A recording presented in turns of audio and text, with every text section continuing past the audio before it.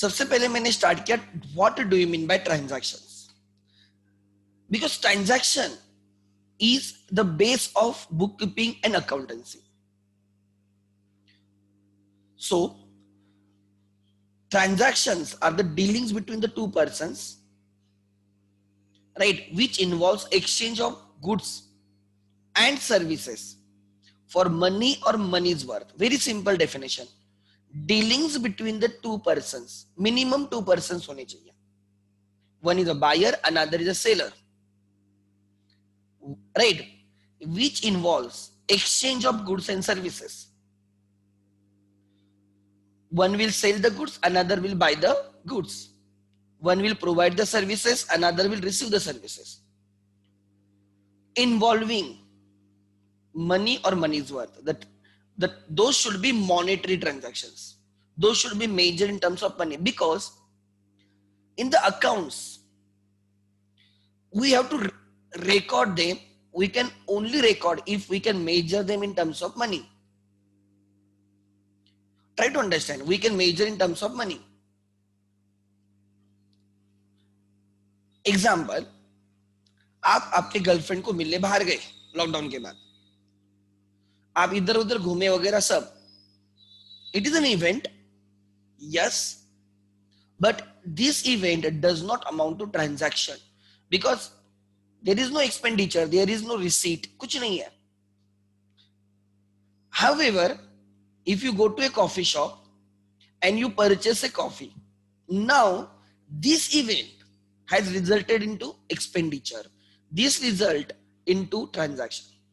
So events which are transactions will be recorded.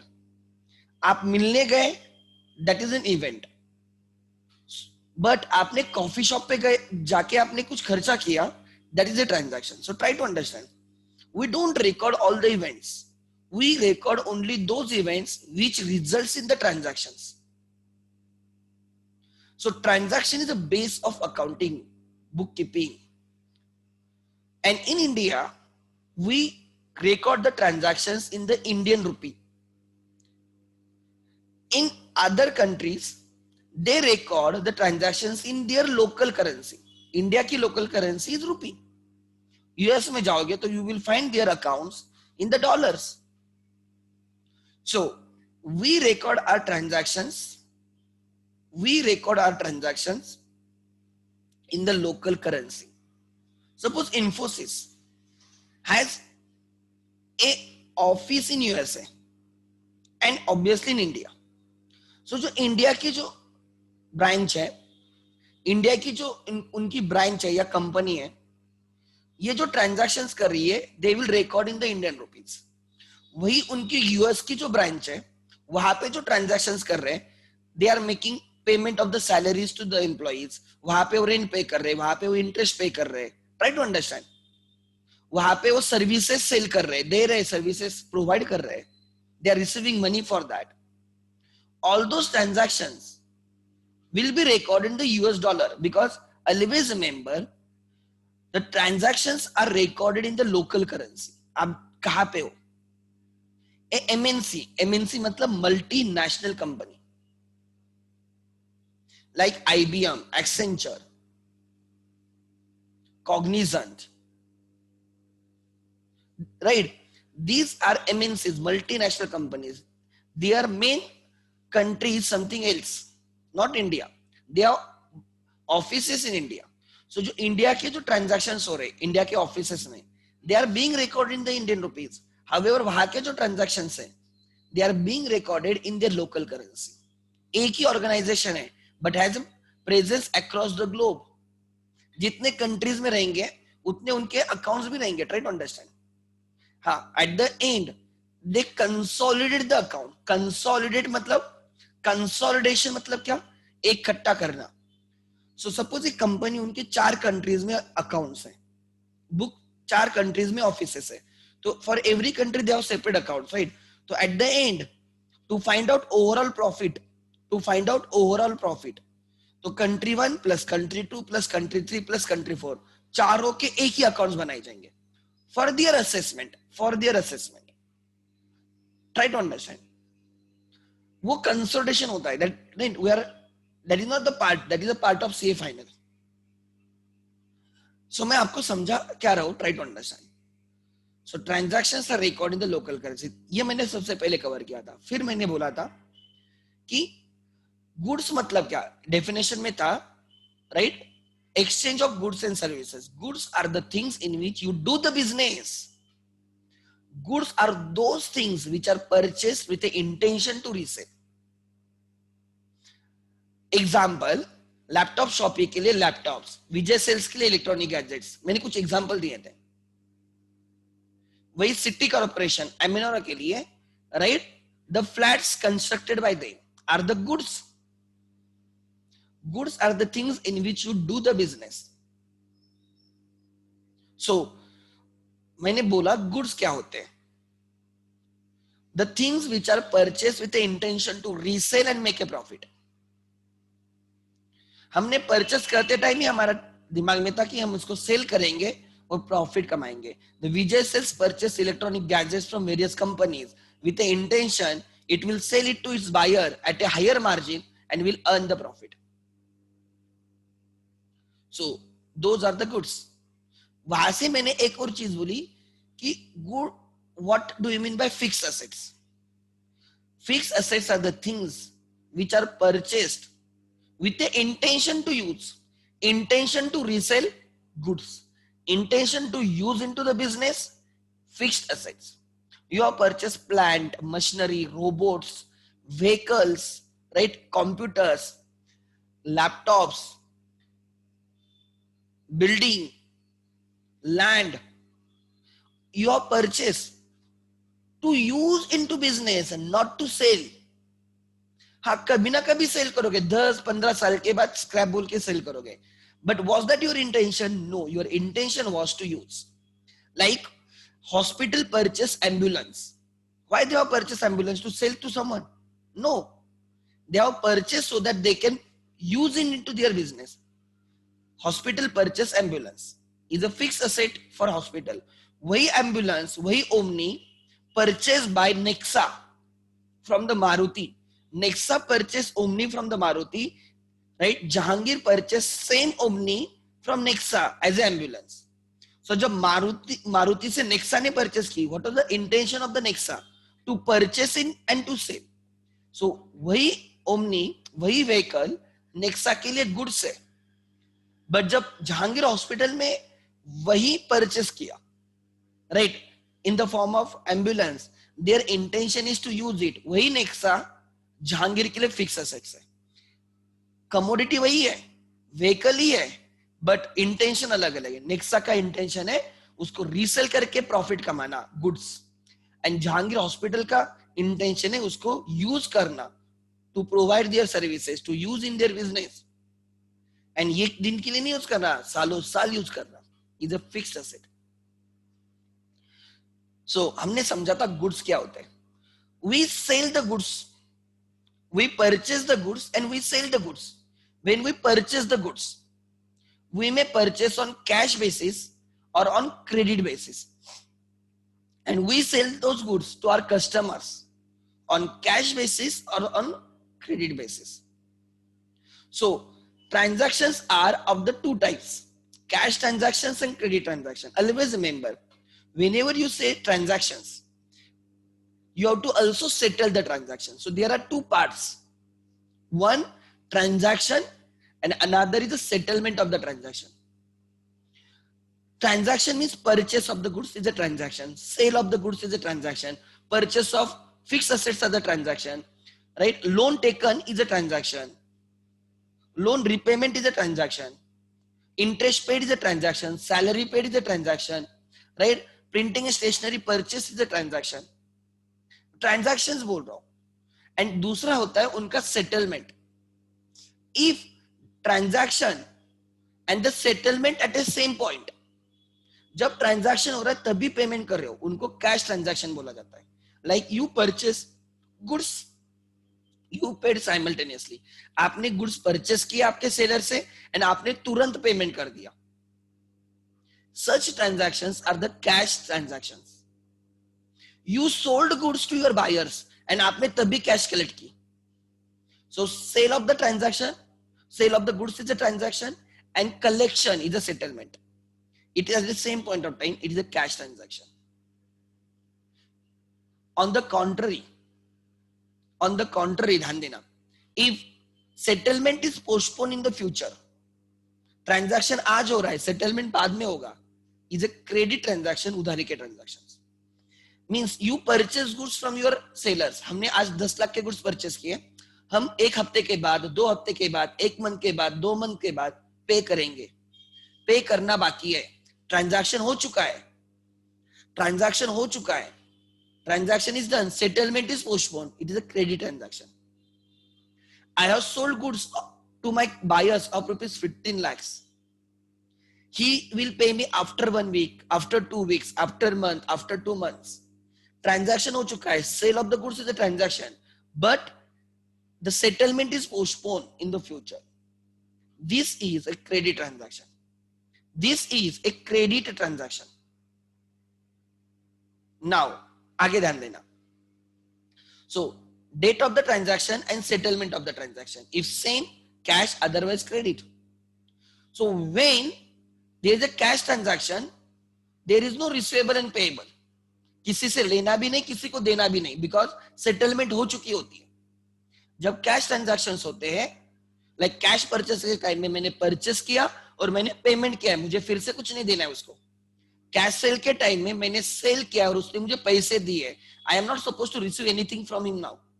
So cash transactions में receivables pebbles बनते नहीं, मतलब debtors and creditors बनते नहीं. कैश ट्रांजैक्शंस में डेटर्स एंड क्रेडिटर्स बनते नहीं.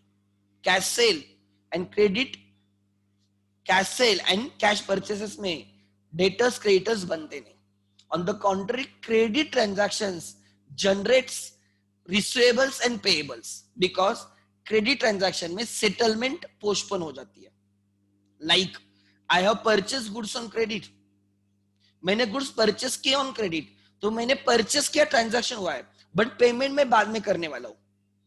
आई am liable to pay to my seller. My seller, my supplier becomes creditor and I call him the creditor. So creditor is my liability, मुझे उसको pay करना है in future. Why? Because I have purchase the goods. So मैंने जो आज action ली है, मैंने उससे जो गुड्स क्रेडिट पे परचेस किए हैं, that action has resulted in a obligation to pay. मुझे उसको पे करना है. अब अगर मैंने गुड्स परचेस नहीं किए होते तो मुझे पे नहीं करना पड़ता, बट मैंने उससे गुड्स क्रेडिट पे परचेस किए हैं तो मुझे उसको पे करना पड़ेगा. So now that obligation is a liability and that liability is called as creditors. Sellers on whom we have purchased goods on credit and we are supposed to pay them as we have not yet paid, they are called as creditors. Creditors वो चीज है या वो लोग होते हैं जिनको हमें पे करना है. क्यों? बिकॉज हमने उनसे गुड्स क्रेडिट पे परचेस किए. आपका पोस्टपेड मोबाइल, राइट, आपने कोई गुड्स परचेस किए क्रेडिट पे, वो एग्जांपल से क्रेडिटर्स के. Sometimes if we sell the goods on credit, हमने हमारे कस्टमर्स को गुड्स सेल किए क्रेडिट पे, हमें हमारे कस्टमर से पैसे लेने, रिकवर करना है, क्रेडिट पे सेल किया. Those customers to whom we have to recover the money because we have sold them goods on credit are called as debtors. हम उनको क्या बोलते हैं? Debtors. They are your debtors. So debtors are those persons, actually they are the buyers who have purchased goods from us but they have not paid us. हमने उनसे पैसे लेने, transaction हुआ है and that has given a right to receive. Right to receive is an asset. Right to receive is an asset. So debtors are asset and creditors is a right to, like it is an obligation to pay. It is not right to pay, it is an obligation to pay. Liability. So debtors are assets, creditors are liabilities. Debtors are दो customer है जिनसे पैसे लेने बाकी हैं, creditors वो suppliers है जिनको देना बाकी है. क्लियर है? आगे.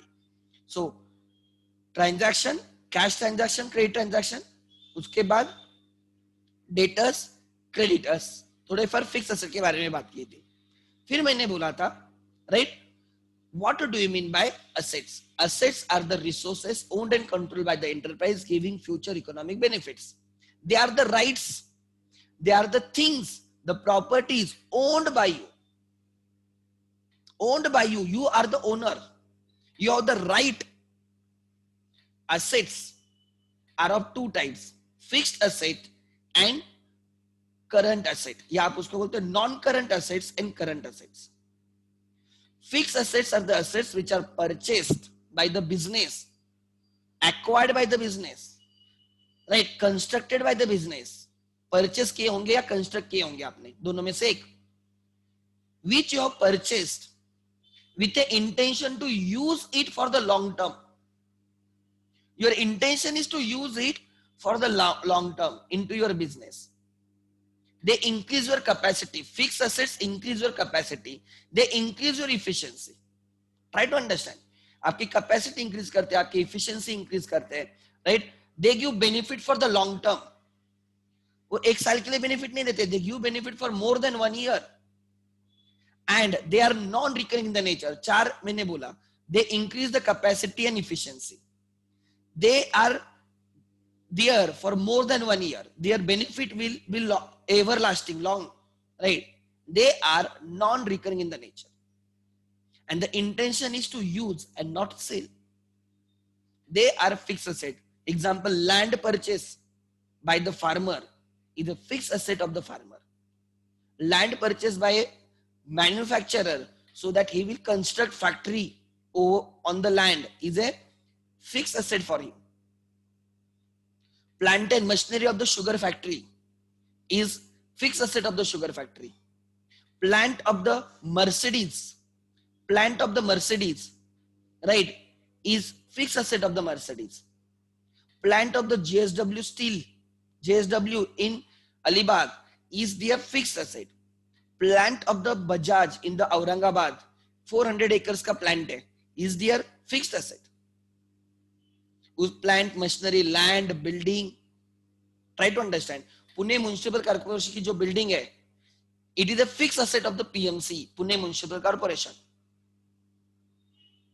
Because they are going to use it not for one day, they are going to use it for long period of time. Over the years use करने वाले वो. So fixed assets. Computers purchased by, example, your school के fixed assets, school का ground, school की building, computer lab, auditorium, library, all those are furniture, that is benches. They are the fixed assets of the school because they have purchased it so that they can use it for the long term. Fixed assets. Second, current assets are those assets which are held so that they can be converted into cash within 12 months, which can be converted into cash. Cash itself is a current asset. Bank balance is a current asset. Debtors, जिनसे पैसे लेने हैं, debtors are assets and they are current asset because debtors gives us cash within 12 months. हम किसी को भी इतना बड़ा क्रेडिट पीरियड नहीं देते. So debtors are current assets. So current assets are those assets which will be getting converted into cash or bank balance within short period of time.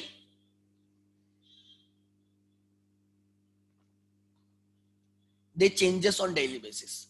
Fixed assets do not change on daily basis. Current assets keeps on changing daily basis because cash balance daily change होगा. Because daily you will receive money, you will pay the money. Bank balance daily change होगा because daily you will receive some checks, you will make some payments. Debtors daily change होगा because you will be selling on credit basis. At the same time, some debtors will be making the payment to you. So these assets keeps on changing daily basis. Fixed asset, नाम ही fixed, they don't change on daily basis. Current, river का current बोलते हैं. Current मतलब वो हमेशा fluctuate होता है. Current assets keeps on changing on daily basis. They fluctuates almost daily. So ऐसे डिफरेंस याद समझने. Generally fixed assets are non-recurring in the nature current assets are recurring in the nature, recurring होते हैं, हमेशा होते रहते हैं वो ट्रांजैक्शंस, करंट असेट के ट्रांजैक्शन हमेशा. You will sell goods on daily basis, जो क्रेडिट पे सेल करते हो डेटर्स विल इंक्रीज, डेटर्स आपको पेमेंट करेंगे, debtors will decrease, so debtors will keep on changing, cash balance will keep on changing, bank balance will keep on changing. But once you have purchased land, it will remain fixed. Once you have purchased machineries, they will remain fixed.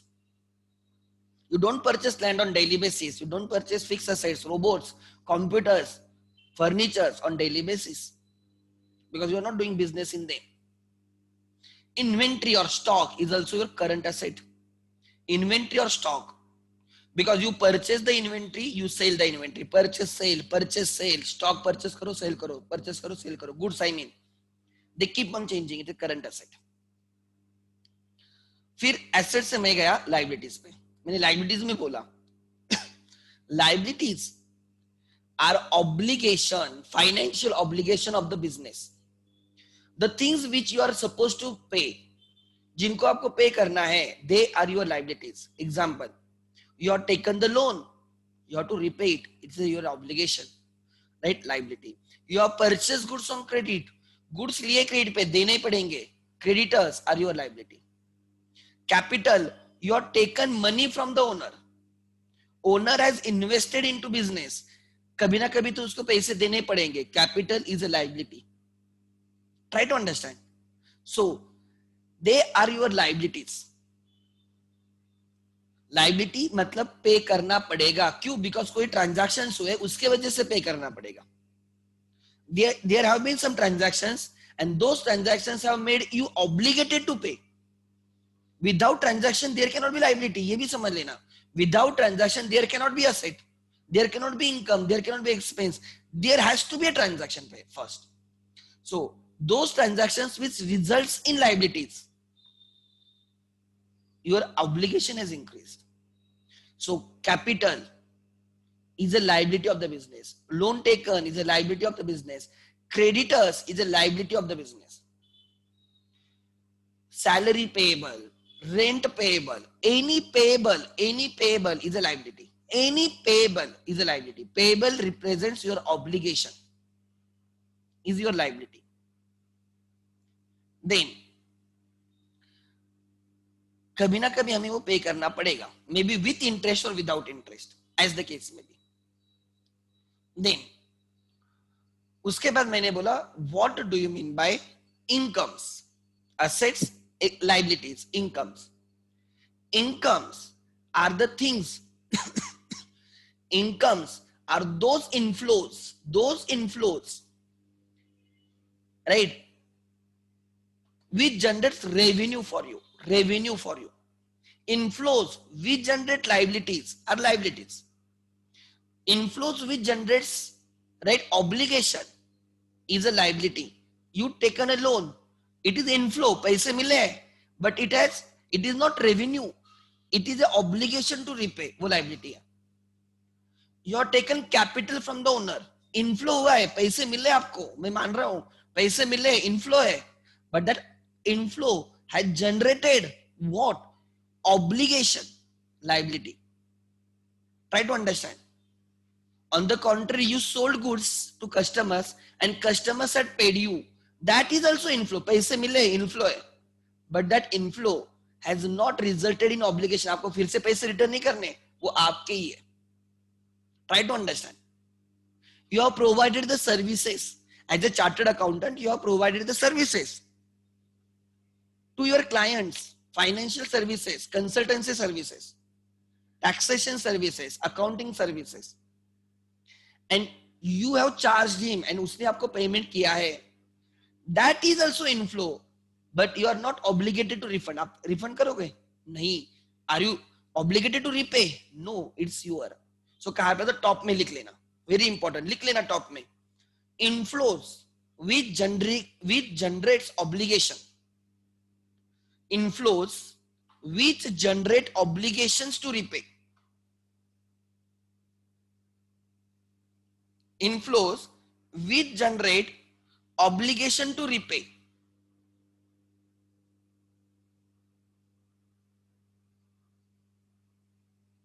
क्या बोला मैंने? inflows which generate obligation to repay are liabilities. पैसे मिलते हैं but they are not your income, they are liabilities. And inflows, लिख लेना, inflows which generates your revenue, inflows which generate your revenue are your incomes. Like, ध्यान देना मैं क्या बोल रहा हूं, मैं एक 3 लाइन ऑफ डिफरेंस क्लियर कर रहा हूं. बच्चों को समझ में नहीं आता कि पैसे तो आ रहे, किसी को लाइबिलिटी बोल रहे, किसी को इनकम बोल रहे. ध्यान देना, I am very specific in my words, I am very specific in my words. मैं आपको बोल रहा हूं कि पैसे मिल रहे हैं तो इसको लाइबिलिटी बोलना है या इनकम बोलना है. सर पैसे मिल रहे तो इनकम है, not always income. Sometimes you are taken loan, इसलिए भी पैसे मिलते हैं, आपको रिटर्न करना पड़ता है, तो उसको हम लाइबिलिटी बोलेंगे. And sometimes you receive money when you provide the services, when you sell the goods. Try to understand, उसको हम बोलते हैं इनकम. मतलब इनकम वो इनफ्लो होता है जो रिटर्न नहीं करना पड़ता. क्या बोला मैंने? इनफ्लो, वो इनफ्लो कभी रिटर्न नहीं कर, वो आपका है, कोई आपसे छीन नहीं सकता, किसी को रिटर्न करने की जरूरत नहीं है, वो आपका है, किसी और का नहीं है, रिटर्न नहीं करना है, वो इनकम होता है. Income is yours and liabilities return करनी होगी. जो पैसा खुद का है, आपका है, सर्विसेज की वजह से, सेल की वजह से, बस वो इनकम है. बट आपने ऐसे पैसे उठाए जो रिटर्न करने पड़ेंगे, वो लाइबिलिटी है. सो लाइबिलिटी कभी ना कभी, आज पैसे मिलेंगे, you will be happy, but return करने पड़ेंगे. और इनकम हमेशा आपके रहेंगे, that is the difference. Income हमेशा के आपकी है, लाइबिलिटीज कभी ना कभी रिटर्न करनी पड़ेगी. Are you getting my point? So that is the difference. Next, so income like sale of goods. Navneet sells goods, books is a income for them. Pragati sell books is a income for them. Maruti sell vehicles is a income for them. Nexa sells vehicle is a income for them. Right? दूसरा example, Vijay sells electronic gadgets is a income for them, sale of goods. Airtel provides services, income for them. Jio provides services, income for them. Netflix provides services, income for them. Facebook provides advertising services on their platform. Facebook पे आप add कर सकते हो, कितने सारे ads आते हैं, I don't know आपकी जनरेशन फेसबुक यूज करती है नहीं करती है. इवन इंस्टाग्राम पे भी एड्स आते हैं, आपने देखा होगा, इंस्टा पे भी एड्स आते हैं. They charge for them, it is there income. हम लोग इंस्टा पे होते हैं, हमें एड्स दिखती है, and some of us may purchase the products. So जिसने एडवर्टाइज की है उसने पेमेंट किया है, किसको? इंस्टाग्राम को. It is income. Virat Kohli provide services, professional services to RCB. वो कितना 12-13 करोड़ पर लगाता होगा, 15 करोड़ तो लगाता होगा उसका fees. It is income of the Virat Kohli. Rohit Sharma place for the Mumbai Indians, उसको कुछ तो 15-16 करोड़ तो मिलते होंगे, income for him. Virat Kohli endorses many brands, बहुत सारे एड्स में आता है, फ्री में नहीं करता वो ads. For him he charges some lakhs, some crores. It is income for him. Amir Khan does like acts in a movie, free में नहीं करता है, he charges some like 10, 20, 30 crores for a movie, और he shares जो revenue होता है, overall profit होता है, वो उसमें वो परसेंटेज होता है, वही प्रोड्यूसर होता है बहुत बार आजकल. जैसे शाहरुख खान करता है, जैसे सलमान खान करता है, वैसे आमिर खान भी करता है, खुद ही मूवी प्रोड्यूस करता है, तो जो भी प्रॉफिट होगा सब उसका रहेगा. So it is income for them. They are not supposed to return it. हाँ, मूवी चलती नहीं वगैरह तो उस केसेस में वो रिटर्न करते हैं पैसे, जिन्होंने पैसे लगाए थे. That is on their own, मतलब उनको ऑब्लिगेशन नहीं है कि रिटर्न करना है. Try to understand. So it is income for them.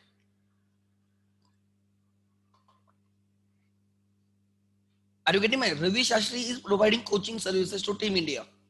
Free में नहीं कर रहा है, उसको पैसे मिल रहे. It is income. सो देखो, इनकम के मैं अलग अलग एग्जांपल दे रहा हूं, तो आपको क्लिक होगा what is income. We are teaching you, for that we get some amount, professional fees, that is income of us. Right, हमें देखो, तुम्हारे हमारे बीच में एकत्वम है, एकत्वम कैंप, तो हम लोग एकत्वम से पैसे लेते हैं और एकत्वम आप लोगों से लेता है। आपसे जो ट्यूशन फीस ली है, it is income of the Ekatvam, and उस ट्यूशन फीस में से हमें मिलता है कुछ, that is income of us. मैं आपको ऐसे एग्जांपल दे रहा हूं जिसके साथ आप एसोसिएटेड हो, बिकॉज ये बेस है। अगर ये बेस क्लियर हुआ तो ये समझ लेना आगे इतनी अच्छी स्मूथ जर्नी रहेगी, यू विल राइट, आपको हर चीज समझ में आएगी। So incomes, there are people who do the like work of the broker, like per flat land, उनके लिए ब्रोकर, शेयर ब्रोकर्स होते हैं, ठीक है। So they charge brokerage, brokerage received is income.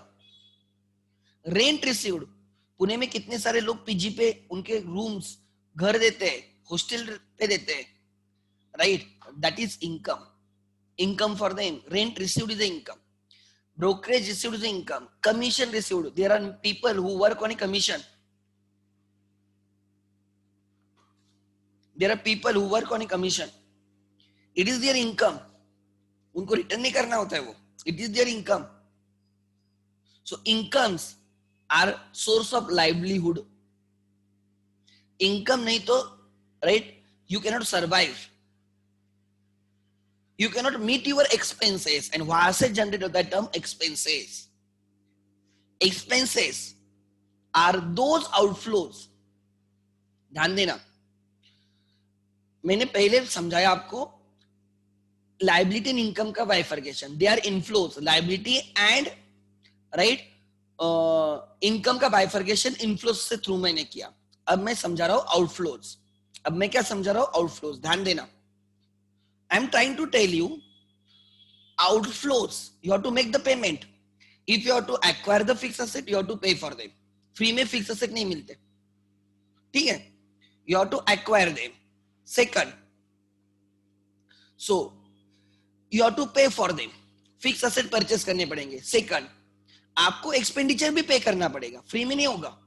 अगर आपको किसी की सैलरी सर्विस से चाहिए तो उसको सैलरी देनी होगी, आपको टेलीफोन यूज करना है तो आपको रिचार्ज करना पड़ेगा, बराबर ना।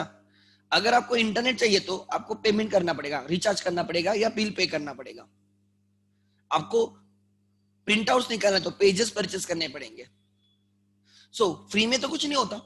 तो अब मैं क्या बोल रहा था, वो पेमेंट्स, वो एक्सपेंडिचर जिसका बेनिफिट लॉन्ग टर्म रहता है, जिसका बेनिफिट की वजह से असेट्स क्रिएट होते हैं, फिक्स असेट्स, वो फिक्स असेट हो गए, वो कैपिटल एक्सपेंडिचर हो गए, उनको बोला था कैपेक्स, कैपिटल एक्सपेंडिचर। एक ही बार करना पड़ता है, हमेशा नहीं करना पड़ता, एक ही बार करना पड़ता है वो एक्सपेंडिचर, बट उसका बेनिफिट हमेशा के लिए मिलता है, ईयर्स ऑन ईयर्स उसका बेनिफिट चलता है। एग्जाम्पल एग्जाम्पल एग्जाम्पल दे रहा हूं, ध्यान देना, ठीक है। आपने घर में राइट टीवी परचेस किया है, do you purchase TV on daily basis?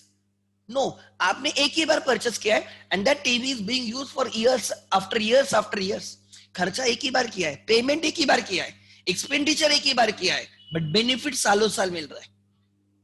ऐसे एक्सपेंडिचर को कैपिटल एक्सपेंडिचर बोला जाता है, ऐसे एक्सपेंडिचर को कैपिटल एक्सपेंडिचर बोला जाता है, जिसका benefit years on years on years चलेगा।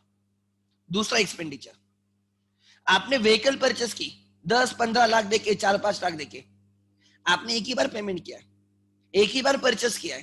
क्या डेली परचेस कर रहे हो vehicle? No, but that gives you benefit for years after years after. ऐसे एक्सपेंडिचर जो एक ही बार करने होते हैं बट उसका बेनिफिट लॉन्ग टर्म मिलेगा, उनको कैपिटल एक्सपेंडिचर बोलते हैं, और वो असेट्स होते हैं। वो क्या होते हैं? असेट्स। कौन से असेट्स होते हैं? Fix assets. ऐसे एक्सपेंडिचर, ट्राई टू अंडरस्टैंड, एक ही बार करना है, बेनिफिट लॉन्ग टर्म चलेगा, उनको असेट्स बोलना है, एक्सपेंस नहीं बोलना है, उनको असेट्स बोलना है। एंड उनको हम फिक्स्ड असेट्स बोलते हैं। क्या बोलते हैं? Fixed assets. ऑन द कॉन्ट्री, जो आपने व्हीकल ली है उसमें पेट्रोल तो हमेशा डालना पड़ेगा, उसको सर्विसिंग हमेशा करनी पड़ेगी, उसको मेंटेनेंस हमेशा करना पड़ेगा, वो तो आपको हमेशा करना पड़ रहा है, रिकरिंग है, वो हमेशा करना पड़ रहा है, रिपीटेटिवली करना पड़ रहा है। एक एक्सपेंडिचर है व्हीकल परचेस की, दूसरा है उसमें पेट्रोल डीजल, उसका पीएसयू, उसका राइट मेंटेनेंस सर्विसिंग, हवा भरना, पंक्चर निकालना, वो तो हमेशा करना पड़ रहा है। एक ऐसा एक्सपेंडिचर एक ही बार करके बेनिफिट लॉन्ग टर्म है, और ये एक्सपेंडिचर हमेशा कर रहा है बिकॉज बेनिफिट जल्दी एक्सपायर हो रहा है। Benefit is short term, not more than 1 year, not more than 1 year. आप गाड़ी की टाकी फुल भी करो फिर भी 1 साल से ज्यादा नहीं चलेगा, अगर if you are using on daily basis. मैं क्या बोल रहा हूं ध्यान देना। सो एक एक्सपेंडिचर है जो करना पड़ रहा है बट जिसका बेनिफिट शॉर्ट लाइव्ड है, जिसका बेनिफिट शॉर्ट लाइव्ड है, ठीक है। ऐसे एक्सपेंडिचर को हम बोलते हैं रेवेन्यू एक्सपेंडिचर। रेवेन्यू मतलब recurring, and they are expenses, they are not assets. So capital expenditure are the expenditure which are incurred once but gives benefit for the long term. They are non-recurring in the nature. And revenue expenditure are the expenditure which are recurring in the nature and their benefit is short term. But short term इसलिए हमेशा करना पड़ता है। Are you getting my point? You have to purchase milk daily. Fridge एक ही बार purchase करके रखा है बट मिल्क तो डेली परचेस करना पड़ रहा है ना। Are you getting my point? आपने मोबाइल एक ही बार परचेस करके रखा है, you will be using it on 2 3 4 years down the line, but उसको रिचार्ज तो हमेशा करना पड़ रहा है ना। तो रिचार्ज इज रेवेन्यू एक्सपेंडिचर, वो असेट नहीं है, वो एक्सपेंस है। Mobile is asset, recharge is an expense, vehicle is an asset, petrol is an expense. देखो मैं आपको बहुत ऐसे समझा रहा हूं कि यू विल अंडरस्टैंड। दूसरा और एग्जांपल ध्यान देना, और एग्जांपल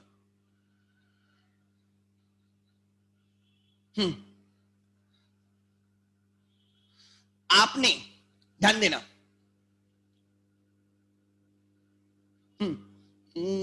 और क्या, आपने टीवी एक ही बार परचेस करके रखा है, कैपिटल एक्सपेंडिचर असेट।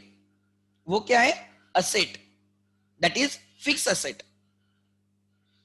वही टीवी को रिचार्ज एवरी मंथ करना पड़ता है। आप टीवी, डिश टीवी वगैरह जो भी रहेगा, केबल वगैरह रहेगा, उसका पेमेंट तो एवरी मंथ करना पड़ता है। अब बोलोगे सर हम साल में एक ही बार करना पड़ता है, बट फिर नेक्स्ट ईयर तो करना पड़ेगा ना, बराबर ना। तो ईयरली पे करना पड़ता है, रिकरिंग है, एंड उसका बेनिफिट सालों साल नहीं चलता। Such that is an expense, recharge is an expense. So एक होता है असेट, एक होता है एक्सपेंसेस। दोनों के लिए पेमेंट करना पड़ता है, फ्री में नहीं मिलता कुछ।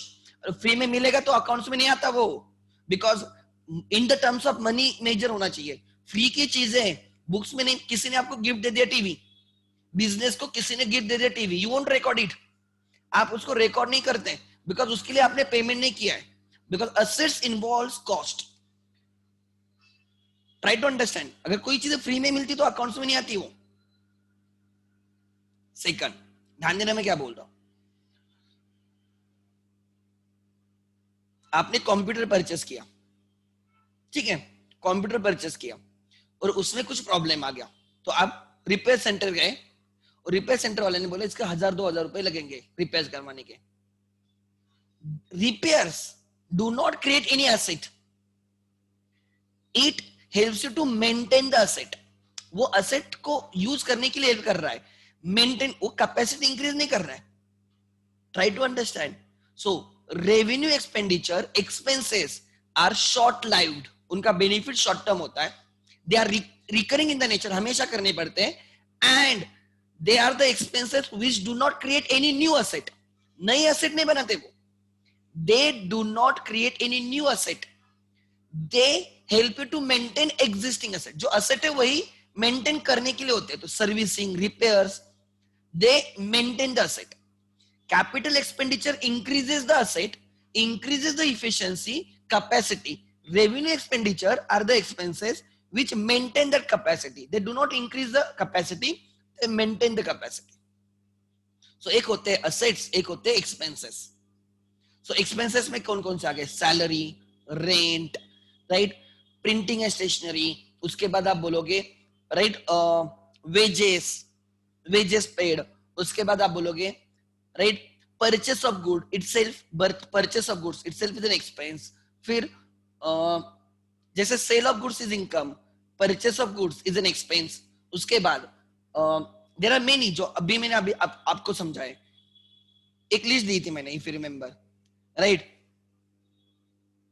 एडवर्टाइजमेंट हमेशा करनी पड़ती है, एडवर्टाइजमेंट, ट्रैवलिंग एंड कन्वेंस। हमारे कस्टमर्स को होम डिलीवरी करनी है, तो उसके लिए हमारे एम्प्लॉयज को वहां पे जाके उनको देना पड़ेगा, तो उसके जो खर्चे रहेंगे, ट्रैवलिंग एंड कन्वेंस, वो telephone charges, broadband charges, right, every time करना पड़ता है उनको, right. So telephone charges, broadband charges are recurring in the nature, they are expenses, payment करना पड़ता है। पोस्टेज एंड टेलीग्राम, हम हमारे एम्प्लॉयज को लेटर लिखते हैं, हम हमारे सप्लायर्स को लेटर लिखते हैं, कस्टमर्स को लेटर्स लिखते हैं, राइट। हम कम्युनिकेट करते हैं, तो postage and telegram, repairs and maintenance, electricity bill तो हमेशा पे करना पड़ता है, right. They are recurring in the nature, they are expenses. मैं बस एक 3 लाइन में डिफरेंसेस समझा रहा हूं। सो एक्सपेंसेस ऑब्वियसली जैसे से हम और आगे जाएंगे और क्लियर होगा, बट एक इनिशियल में कंसेप्ट कर रहा हूं कि असेट मतलब क्या एंड एक्सपेंस मतलब क्या। तो असेट के ही एक्सपेंस होते हैं, लाइक जब मैंने मशीनरी ली तो उसका रिपेयर्स एक्सपेंस होगा, ट्राई टू अंडरस्टैंड। सो ठीक है, एक्सपेंसेस आर शॉर्ट। तो 4 चीजें हमने देखी, asset, liability, income and expense. अब देखो, goods sold is income, goods purchase is an expense, services taken expense, payment करना पड़ेगा, ठीक है। Services taken expense, services given उस पैसे मिलेंगे, इनकम। रेंट रिसीव्ड, आपके कॉलेज ने, राइट, एटीएम है, आपके कॉलेज में एटीएम है बैंक ऑफ बड़ौदा का, तो उनसे वो रेंट लेके होंगे। So college received rent from the bank of Baroda for the ATM, so that rent received is income. Your college has given your college as an exam center to ICI, Institute of Chartered Accountants of India. वो exams लेते, उनके लिए उन्होंने क्या किया, वो college centre free में नहीं देते, वो रेंट लेते कॉलेज वाले। Rent received by college is income. Marriage hall, they receive the rent, वो rent received is income. Rent paid is an expense, received is income, paid is expense. Then commission received income, commission paid expense, brokerage received income, brokerage paid expense। किसी के लिए income रहेगी, किसी के लिए वो expense रहेगी, ठीक है। देन डिस्काउंट रिसीव्ड, आप जाते हो 1 लाख का गुड्स परचेस किए, वो बोलता है 5,000 का डिस्काउंट ले ले, 95 पे कर। So you purchase goods of 1 lakh, but आपको खाली 95 पे करना है, 5,000 का आपका फायदा हो गया, उसको बोलते हैं डिस्काउंट मिला मुझे, discount receive. When I am supposed to pay less than what I am supposed to pay, when I have to pay less than what I am supposed to pay, मुझे 1 लाख पे करने, बट मैं 95 में ही मेरा किस्सा खत्म हो रहा है।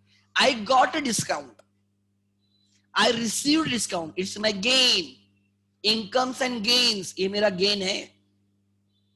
वही मैंने, राइट, बोला कि चल तुझे 1 लाख देने, तू 98,000 ही दे, 2,000 चल जाने दे, कुछ नहीं होता। So I have sacrifice 2,000, it is expense. So example, एक बायर एक सेलर है, बायर को सेलर को 1 लाख देने, सेलर बोलता है 95 दे दे चल। So 5,000 is gain for buyer, discount received for buyer, income, and seller has given 5,000 का डिस्काउंट, सेलर हैज गिवन 5,000 का डिस्काउंट। एक सेकंड खाली,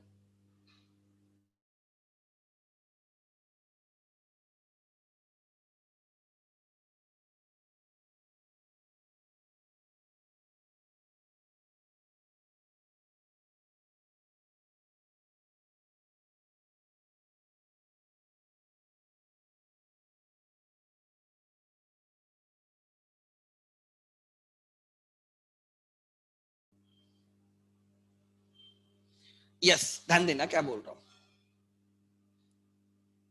हाँ, ओके, ध्यान देना। हाँ, मैं बोल रहा था कि बायर को डिस्काउंट मिलेगा, सेलर डिस्काउंट देगा। सो बायर के लिए गेन हो गया, discount received is gain, income, and seller has given discount, उसके लिए एक्सपेंस हो गया, लॉस हो गया. सो हम बोलते हैं expense and losses, incomes and gains. ठीक है. Then let me think, incomes and gains. तो अब लिख लेना चार इंपॉर्टेंट. पूरा अकाउंट इन चार चीजों पे होता है. पूरा अकाउंट आप लाइफ में मरते दम तक, अगर आपने अभी अकाउंट चूज किया है तो मरते दम तक ये चार चीजें आपके आपके पीछा नहीं छोड़ेगी. अगर इन चार चीजों पे आपकी मास्टर की आ गई तो आपके आगे की लाइफ इजी है. Right. And this is the base. लिख लेना. ठीक है. First let me also share my screen.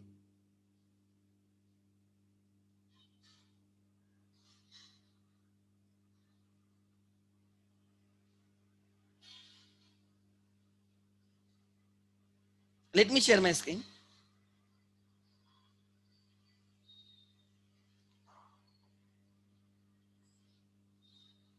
Acha, there were some questions. I will take those questions. Sir, what is a fictitious asset? Fictitious asset are bogus asset. Fictitious means bogus. And the term has been deleted when I was doing CA. The term has been deleted when I was doing CA. So, fictitious assets, okay, is bogus asset. Bogus. So, it is no longer applicable. आपके textbook has not updated. So, fictitious assets चाहे तो लिख लेना. Fictitious asset textbook में कहाँ पे तो they are the bogus assets. Bogus मतलब वो asset होते नहीं, हमें लगता है वो asset है.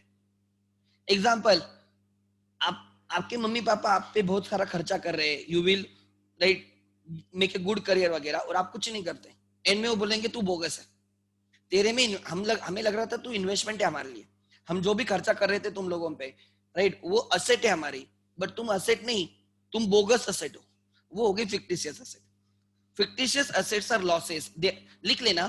Fictitious assets are those assets which have become losses. Are those assets which have become losses.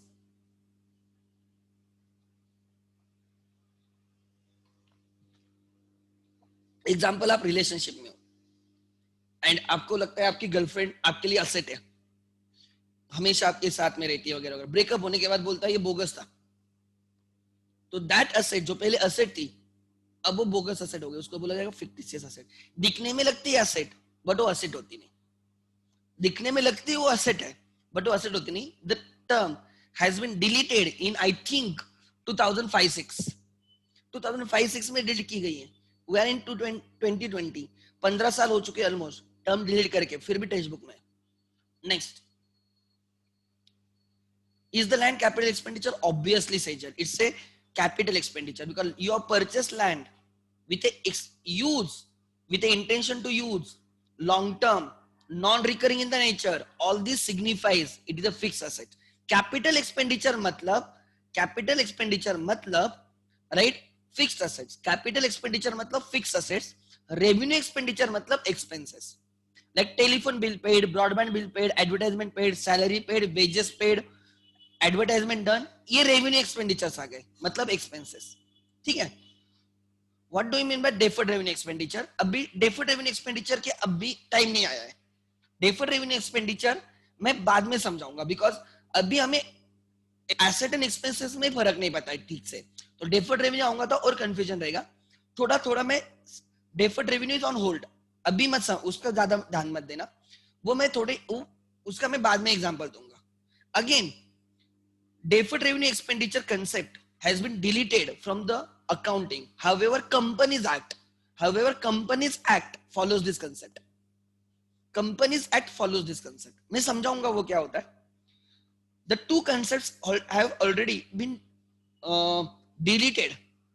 One is fictitious asset and दूसरी है deferred revenue concept. ठीक है. However, right, फिक्टिशियस असेट तो असेट होती नहीं, वो बोगस, वो लॉसेस होते हैं. सिंपल वर्ड्स में दे आर लॉसेस. मैंने लिख के दिया अभी, fictitious asset they seem asset but they are not asset, they are losses. And दूसरा डेफर्ड रेवेन्यू एक्सपेंडिचर, वो पहले कंसेप्ट थी बट उसमें एक एजम्पशन करना होता है and every business does its own assumption and उसका लोग टैक्सेशन के लिए फायदा लेते थे, कम टैक्स पे करने के लिए उसका फायदा उठा देते. तो गवर्नमेंट ने बोला कि हम ऐसे नहीं होने देंगे और उन्होंने कंसेप्ट डिलीट कर दी, ऐसे कोई नहीं होगा. So there is no longer deferred revenue concept. I need to check, कहां पे लिखा होगा.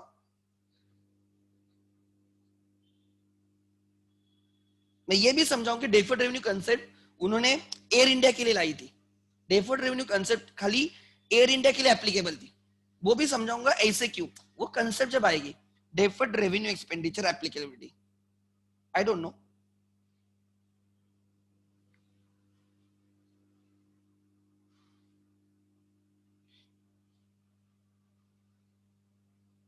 अकाउंटिंग स्टैंडर्ड आई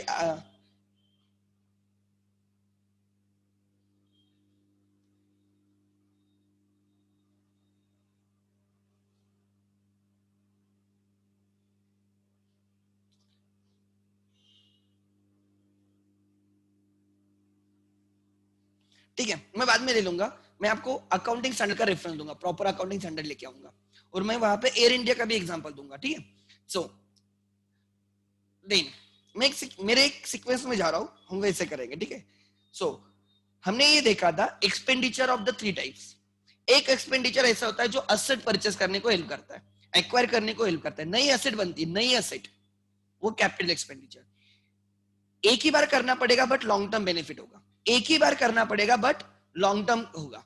दूसरा होता है एसेट एग्जिस्टिंग है बट उसकी कैपेसिटी और इफिशियंसी इंक्रीज होती है, to increase revenue generating capacity और efficiency of the existing asset, वो भी कैपिटल एक्सपेंडिचर आ गया. मैंने एग्जांपल दिया था प्रभात थिएटर, उन्होंने सिंगल स्क्रीन से मल्टीप्लेक्स किया उसको. सिंगल स्क्रीन थिएटर था, उससे उन्होंने उसको मल्टीप्लेक्स किया, प्रभात थिएटर. तो वो जो एग्जांपल था ना मेरा प्रभात थिएटर का, राइट, एग्जिस्टिंग एसेट थी, उन्होंने उसकी कैपेसिटी, एक बालकनी डाल दी उन्होंने. सपोज बालकनी, पहले 200 लोग बैठते थे, ऊपर बालकनी डाल दी और 100 लोग बैठने लगे. सो कैपेसिटी इंक्रीज हो गई, उससे ज्यादा ज्यादा टिकट सेल होंगे, ज्यादा पैसे कमाएंगे, रेवेन्यू इंक्रीज होगा. Sale of ticket is a income for theatres, sale of ticket is a source of income, revenue for the income for the theatre. तो उससे उनकी revenue generating capacity, sales generating capacity increase हो रही है. And वो जो balcony का जो खर्चा क्या होगा, 1 लाख 2 लाख 3 लाख जो कुछ भी है, that is an asset not a expense, long term benefit है उसका. ठीक है. एंड दूसरे होते हैं ये जो असेट्स है ना उनको मेंटेन करना, राइट, वो डे टू डे एक्सपेंस होते हैं, they don't generate any asset, उनको हम एक्सपेंस बोलते हैं. तो यहाँ पे नीचे लिख लेना, ये जो आपने डायग्राम, ये जो आपने टेबल निकाला था ना, यहाँ पे लिखना, दे आर फिक्स असेट्स, इनको हम फिक्स असेट बोलते हैं. एंड इनको हम एक्सपेंसेस बोलते हैं. सो कैपिटल एक्सपेंडिचर मतलब असेट्स एंड रेवेन्यू एक्सपेंडिचर मतलब एक्सपेंसेस. ऐसे क्यों? बिकॉज मैंने जैसे इनफ्लो का बाइफर्केशन समझा, वो इनफ्लो जो रिटर्न करना पड़ेगा, इनफ्लो जो रिटर्न करना पड़ेगा लायबिलिटी, इनफ्लो जो हमेशा आपका है इनकम, वैसे asset and expenditure, assets and expense दोनों के लिए पेमेंट करना पड़ता है, पेमेंट करना पड़ता है. वो पेमेंट जो लॉन्ग टर्म बेनिफिट देगा एसेट, एंड वो पेमेंट जो शॉर्ट टर्म बेनिफिट देगा आर एक्सपेंसेस. ठीक है. आगे next, can expenses be liabilities if you don't pay the expenses? Good question, I like such questions. Can expenses be liabilities if you don't pay the expenses in time? Then they are liability. Like salary, ध्यान देना, month के and में salary पे करनी है. एक employ आपका, और आपको इस तारीख पे सैलरी पे करनी है, 1 लाख की सैलरी पे करनी है. So this is expense, salary is an expense. But if you don't pay, अगर आप पे नहीं करते हो, आप बोलते हो तुझे मैं नेक्स्ट मंथ में पे करूंगा, now it is a liability. It is expense as well as liability, दोनों हो जाते हैं. एक्सपेंस तो ही है और वो पेएबल बन गया. So those expenses which are payable are liabilities. Expenses which are paid, अगर आप इसी तारीख पे पे कर देते हो तो इनको कुछ पे करना बाकी है क्या? नहीं, they are no liabilities. But अगर आप उनको पेमेंट होल्ड पे रखते हो उनका, तो लाइबिलिटी है. Good question. Expenses can be liabilities if they are not paid within due date. लिख लेना ये भी sentence. Expenses can become liabilities if not paid within the time.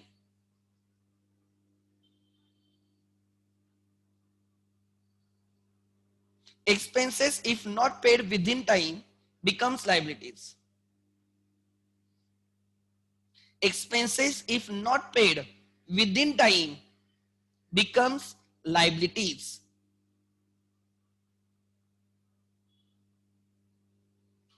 आई देखो, एक चीज समझ लेना, आप बोलोगे सर आप हर चीज रिवाइज कर रहे हो, try to understand, I know, बाकी बाद में मुझे इतना टाइम नहीं लगेगा, ये चीजें समझ में आ गई ना, ट्रस्ट मी, आपका मैं अकाउंट ऐसे करवा दूंगा ना कि आप लाइफ टाइम याद रखोगे, राइट? ऐसे समझाऊंगा ना मैं कि आपको हर चीज आप आपके लाइफ के साथ मैच करोगे. So it may take time, it may take time. Time देखो, I don't remember, Rahul Dravid का एक वीडियो है, I will share the video with you, बहुत अच्छा वीडियो है. राहुल द्रविड़ ने एक एग्जांपल दिया था, एक उसने ट्री के बारे में बोला था, when he became a coach. Rahul Dravid is coach, under 19 का कोच है, you know, and everyone respect Rahul Dravid for his contribution in Indian cricket. एक बहुत अच्छा वीडियो है.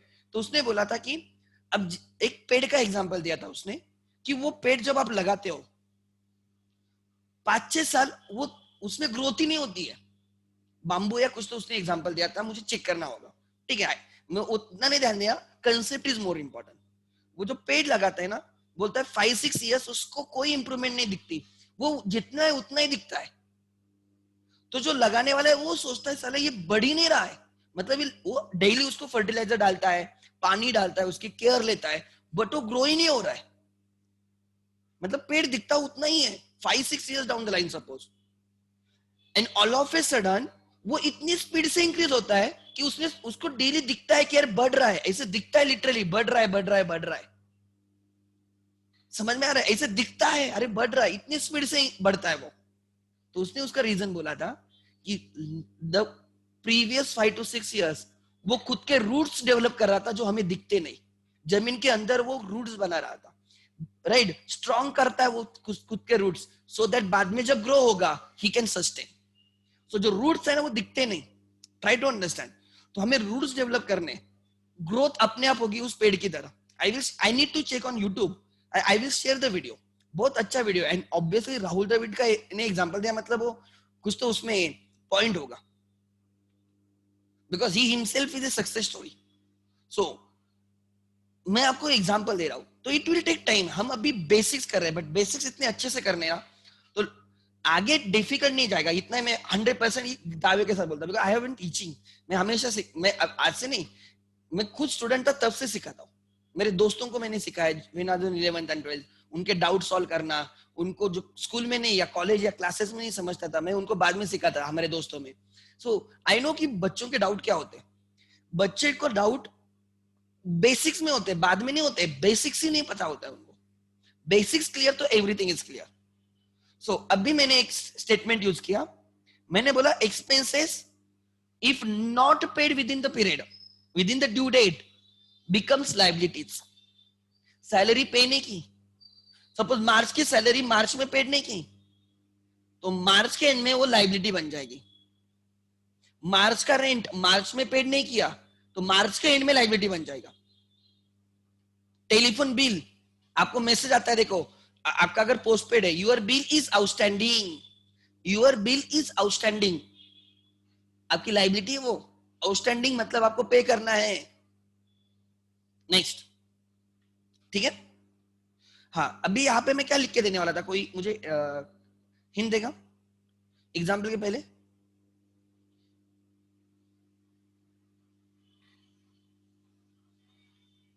हाँ, एनीवन? ठीक है, कोई प्रॉब्लम नहीं, ठीक है. So we learn 4 things and they are the called pillars of the accounts, लिख लेना.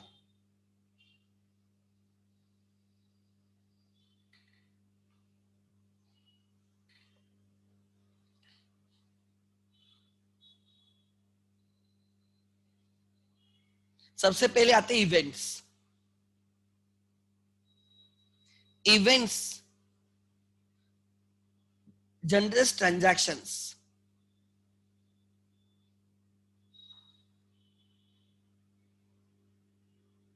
Event generate transactions. Events generate transactions, ठीक है, ठीक है, आगे event generate transactions. Next, and transaction generate four things.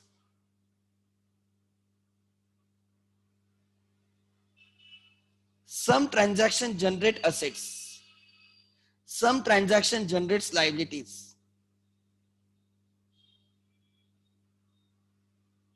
Some transaction generates expenses. And some transaction generate incomes.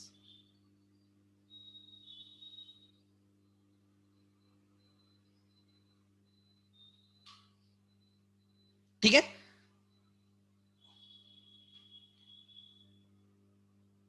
assets को हम दो में बाइफरकेट करते हैं, इफ यू रिमेंबर। assets को हम दो में बाइफरकेट करते हैं,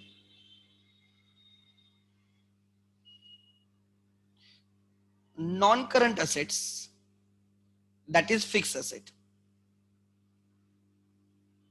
Actually today we don't call them as a fixed asset, we call them PPE.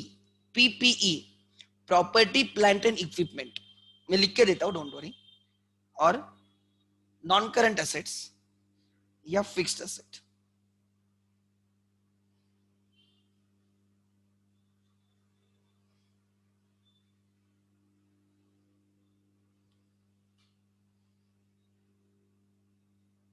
ठीक है,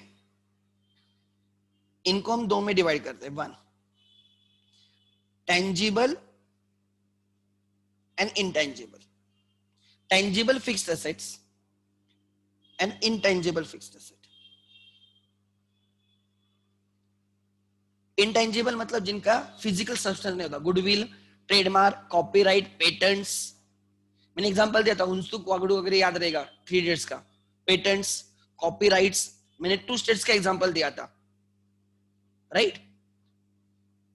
goodwill, trademark, so they are intangible but they are long term in the nature. Tangible as intangible assets. Then current assets, short term benefit wale,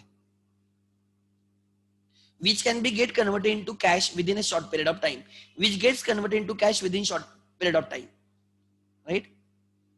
Then उसमें cash, debtors वगैरह, उसके types नहीं होते, current asset के कोई types नहीं, non current के tangible, intangible. Liabilities,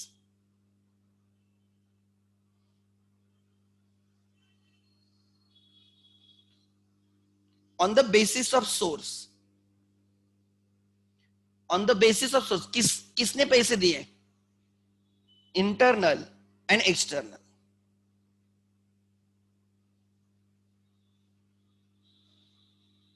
internal external, internal में आता है capital,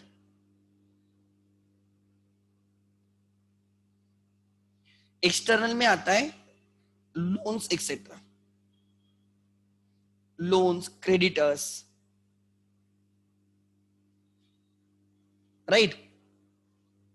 this is on the basis of source और on the basis of time, कब पे करना है हमें, रिपे करना है, on, this is on the basis of source. एक second, liabilities on the basis of source, पैसे किसने दिए? ओनर्स ने दिए, तो इंटरनल लाइबिलिटी। ओनर के सिवाय किसको पे करना है हमें? ओनर को पे करना है, इंटरनल। ओनर के सिवा किसी और को पे करना है, right? They are external liabilities. Obviously owner रुकेगा हमारे लिए, थर्ड पार्टीज हमारे लिए नहीं रुकेगी। ओनर बोलेगा ठीक है थोड़ा टाइम लेके पे कर, कोई प्रॉब्लम नहीं, बट एक्सटर्नल थर्ड पार्टी रुकेंगे क्या? नहीं। एक्सटर्नल लाइबिलिटी थोड़ा जल्दी पे करना होता है, on the basis of time, right? Non current liabilities, non current मतलब long term, and current liabilities.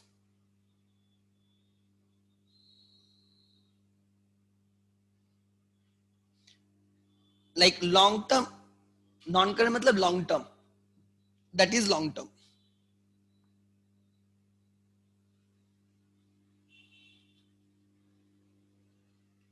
Example example इसमें मैं एग्जाम्पल में दे सकता हूं bank loans, bank loans example, ठीक है. करंट लाइबिलिटी मतलब short term, that is short term. Current में short term which keeps on changing on daily basis. Long term does not change on the daily basis. Like fixed assets, long term assets do not change on daily basis. Long term liabilities do not change on daily basis. Current assets keeps on changing daily basis. तो ऐसे लिखो, current assets मतलब they keeps on changing daily basis. या नीचे कहां पे तो एक पॉइंट में लिख देंगे current us, right, non current assets and liabilities,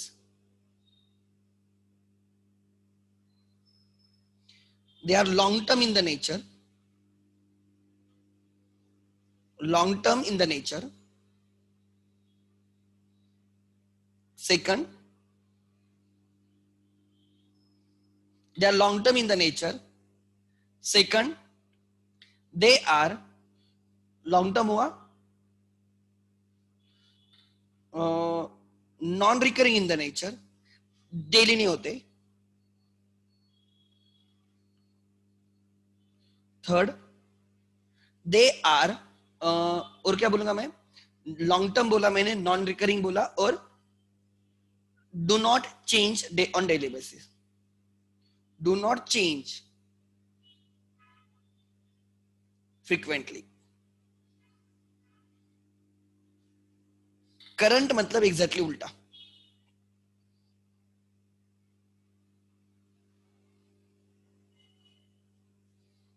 current assets liability मतलब they are generally short term in the nature.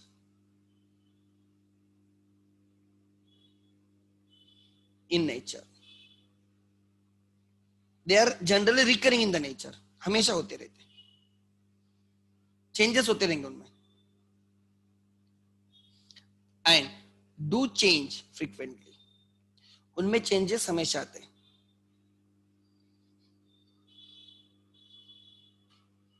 ठीक है, आगे, ठीक है, यहां पे इसमें हम लिखेंगे शॉर्ट टर्म.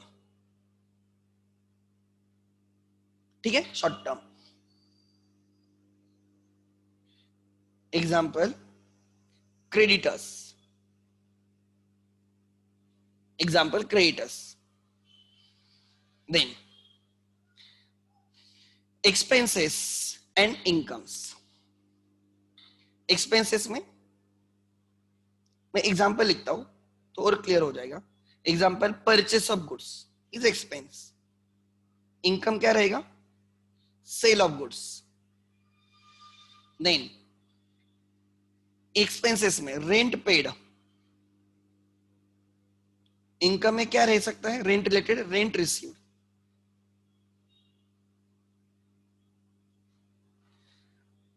यहां पे बिजनेस के लिए देख रहे हो, ऐसे यहां पे discount received, discount allowed, you are given discount to your customers is expense. On the contrary, you receive discount from your supplier is income. Commission paid is expense. Commission received is income. So you can compare the things. Then commission paid, commission received हो गया. उसके बाद late me think again, इसके सिवा अगर कुछ, मतलब मैं ऐसे कंपेरेटिव लिख रहा हूं, there are many examples but comparison में जल्दी समझ में आता है. ठीक है, डिस्काउंट हुआ, कमीशन हुआ, interest received,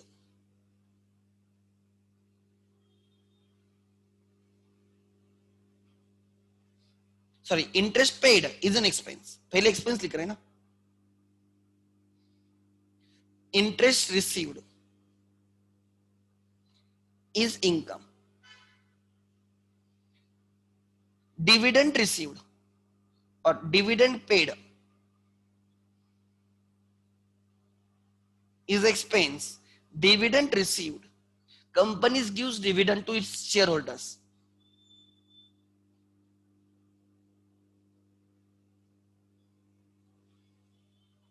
is income.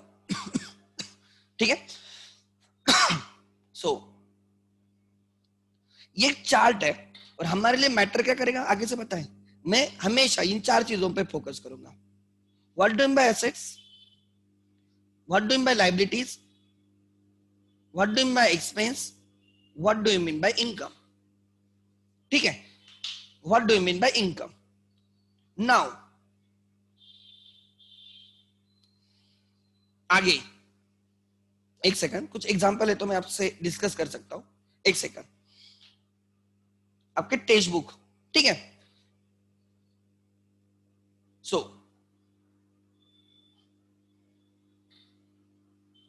Last 5 minutes देखो, मैं I always extend the lecture. So मैंने 9 से 10 बोला है तो 15 मिनट एक्स्ट्रा पकड़ के चलो. ठीक है. देन